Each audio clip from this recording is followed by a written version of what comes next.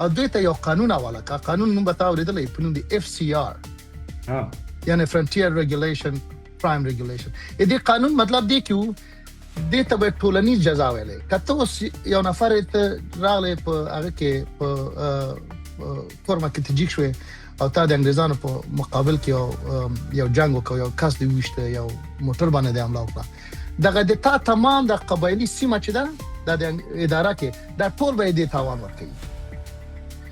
دومره سخت قانون راوسته دې ته به FCR ویل. هغه پورې چې هغه قصې چې واورې ژړا بدرې شي، یقین بدرې نه شي چې دوی یوې خوا نه ځان ته انګریزانو متمدن یو امپراتوري ویلې دي او بلې خوا ته دا رقم یو وحشي قانون په دې قبایلي سیمو کې عملي کړی. هغې باندې کتابونه لیکل شوي دي او دا چاته په چا عملي کول؟ په قبایلي سیمو کې عملي کول.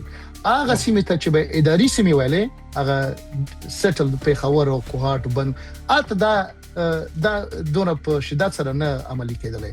خو لیکن که ته په وزیرستان کې وې او تا یو ګناه کړی وی، تا پوره قوم به دې جزا ورکول. نو یو غریب سړی چې جیک شو هغه به جهاد کوه، هلته به یې ښځې ورته راغلې، مخ ته به یې راغلې، ماشومان به راغلل، سپین ږیري به راغلل. واوره ته خو به لاړ شې، ته خو به جهاد وکړې، ته خو به وطن ازاده کړې، خو که ناکام شې موږ ټول اور کې سوځېږو.